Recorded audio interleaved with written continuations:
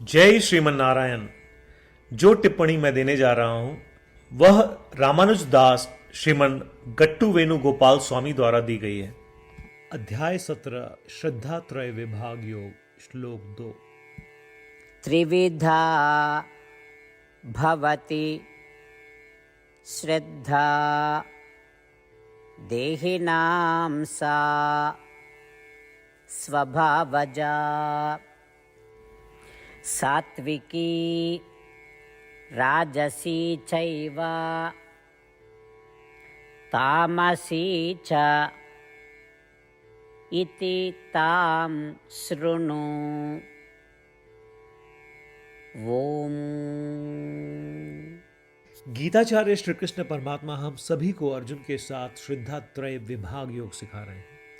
परमात्मा कह रहे हैं, अर्जुन, हर कोई जन्मजात श्रद्धा के साथ पैदा होता है। इसका क्या मतलब है? वे किस तरह की श्रद्धा के साथ पैदा होते हैं या उनके पिछले अरबों जन्मों के संस्कार या वासनाओं पर निर्भर करता है। लेकिन ऐसी श्रद्धा 3 प्रकार की होती है। एक, सात्विक श्रद्धा या अच्छाई की अवस्था। दूसरी, राजसिक श्रद्धा या वासना की अवस्था। और तीसरी, तामसिक श्रद्धा या अज्ञान की अवस्था। अब इसके बारे में मुझसे सुनो। ऐसा कहकर श्री कृष्ण परमात्मा हमें समझा रहे हैं कि हम एक तरह की श्रद्धा के साथ पैदा होते हैं और यह श्रद्धा हमारे पिछले जन्मों के कर्मों के संस्कार से प्रभावित होती है। इसलिए हमें यह समझना चाहिए कि अब हमारे पास जो भी श्रद्धा है वह हमारे पिछले कर्मों के संस्कारों का प्रभाव है। अगर किसी भी मामले में हमें अपने वैदिक शास्त्रों में दृढ़ विश्वास नहीं है तो हमें यह पहचानना चाहिए कि यह हमारे पिछले कर्मों के कारण है और इसे दूर करने का प्रयत्न करना चाहिए। हमें वैदिक शास्त्रों पर पूरी तरह से विश्वास करना चाहिए और उन पर पूरी आस्था रखनी चाहिए। और चूंकि वेद हमें श्रीमन नारायण की शरण में जाने का निर्देश देते हैं, इसलिए हमें केवल श्रीमन नारायण की शरण में जाना चाहिए और श्री कृष्ण परमात्मा के शब्दों को श्लोक के रूप में दोहराना चाहिए। त्रिविधा भवति श्रद्धा देहिनां सा स्वभावजा सात्विकी राजसी चैव तामसी चेति तां शृणु। श्रीमद् भगवद गीता का संपूर्ण सार श्री कृष्ण परमात्मा द्वारा अध्याय 18 श्लोक 65 से 70 में 8 कार्य करने के लिए दिया गया है। श्री कृष्ण कहते हैं, मुझे वे लोग पसंद है जो इन 8 बातों का पालन करते हैं। मैं उन भक्तों की हर प्रकार से रक्षा करूंगा। श्री कृष्ण परमात्मा द्वारा बोली गई संपूर्ण भगवद गीता को सुनने के बाद अर्जुन कहते हैं, करिष्ये वचनम तव, जिसका अर्थ है, कृष्ण, मैं वैसा ही करूंगा जैसा आप कहेंगे। यही कारण है कि श्री कृष्ण ने अर्जुन को सभी प्रकार की सफलताएं और जीत प्रदान की है। आइए परमात्मा को वचन दे कि हम इन 8 कर्मों का पालन करेंगे। ऐसी कोई पूजा, तप या यज्ञ नहीं है जो परमात्मा को यह शब्द देने से बढ़कर हो। मैं कहूंगा कि ये 8 प्रतिज्ञाएं हमें करनी चाहिए। कृपया आप सभी इन्हें अपने दिल और दिमाग में सोचें। इस प्रकार श्री कृष्ण को अपना वचन देते हुए आइए हम सभी श्री कृष्ण के सुंदर चेहरे को खुशी से चमकते हुए देखें और आनंद का अनुभव करें। जय श्रीमन नारायण। ये है हमारे 8 वचन। हमारा पहला वचन, हे श्रीमन नारायण, जैसा आपने निर्देश दिया मैं हमेशा आपका ध्यान करूंगा और आपके बारे में सोचूंगा। हमारा दूसरा वचन, हे श्रीमन नारायण, जैसा कि आपने सलाह दी मैं हमेशा आपका भक्त रहूंगा।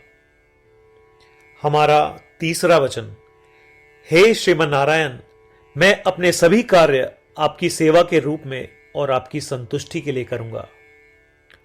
हमारा चौथा वचन, हे श्रीमन नारायण, जैसा कि आपने अनुसरण करने के लिए कहा था, मुझे पूरा विश्वास है कि मैं आपका हूं और मैं हमेशा अपने हाथ जोड़ूंगा और आपको नमस्कार करूंगा।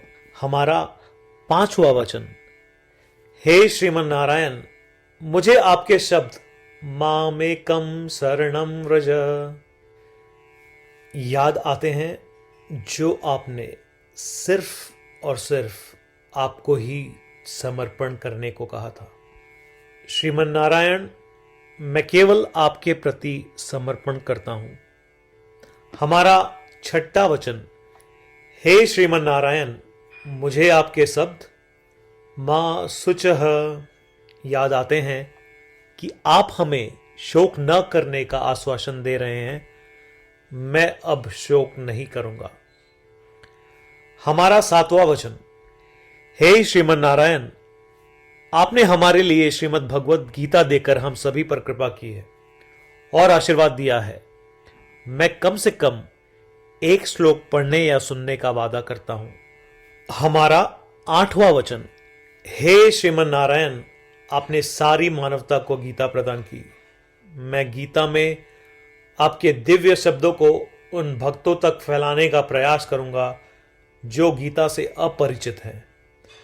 हमने अभी अभी परमात्मा को 8 वचन दिए हैं।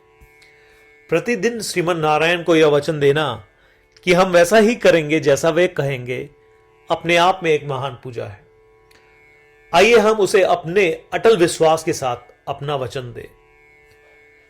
श्रीमन नारायण करिष्ये वचनम तव, जिसका अर्थ है, श्रीमन नारायण, मैं आपके निर्देशों के अनुसार कार्य करूंगा। सर्वम श्री कृष्णार्पणमस्तु। जय श्रीमन नारायण। त्रिविधा भवति श्रद्धा देहिनां सा स्वभावजा। सात्विकी राजसी चैव तामसी च इति तां शृणु। ओम। त्रिविधा भवति श्रद्धा देहिनां सा स्वभावजा। सात्विकी राजसी चैव तामसी चेति तां शृणु।